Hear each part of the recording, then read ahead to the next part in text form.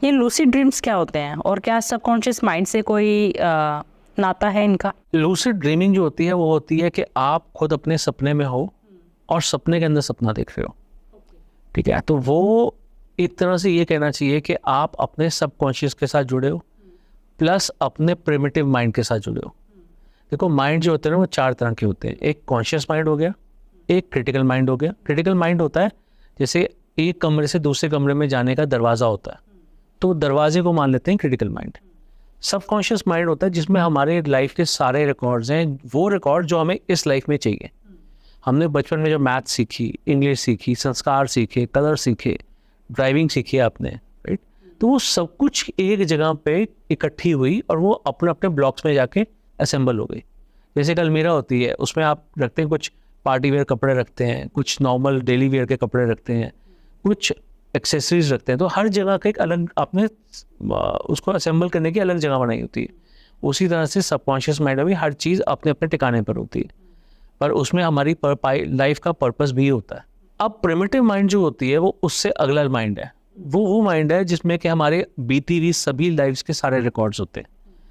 Life अच्छी थी, बड़ी बुरी थी, बड़ी थी, छोटी थी, इंसान की थी, जानवर की थी, पशु की थी, पक्षी की थी, जो भी लाइफ थी वो हर चीज़ का रिकॉर्ड उसमें है।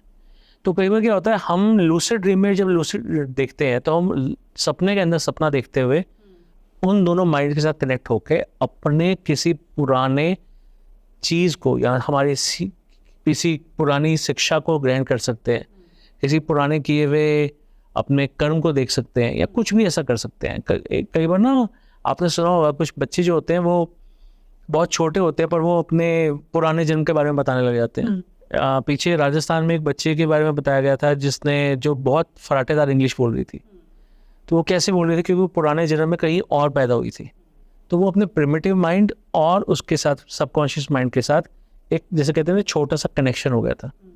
वो कनेक्शन उसके लूसिड ड्रीम में आने के बाद उसके सबकॉन्शियस में अटक गया था।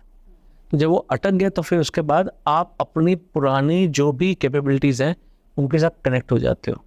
ऐसे केस मेरे पास आया था, एक बच्चा था जो डेंटिस्ट्री के बारे में बड़ा बताता था, 12-13 साल का बच्चा। तो पेरेंट्स कहते हैं ये जो चीज़ें बताता है, ये दांत को ऐसे करते हैं, ये कैविटी ऐसे होती है, इसको ऐसे ठीक किया जाता है। तो अब 14 साल से नीचे तो हम रेकमेंड ही नहीं करते कि बच्चे का सेशन होना चाहिए। तो हमने कहा कि ठीक है, लेट्स वेट।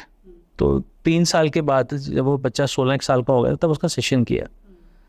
तो सेशन किया तो पता चला कि उसकी डेथ तकरीबन 1959 में हुई थी और तब वो डेंटिस्ट था।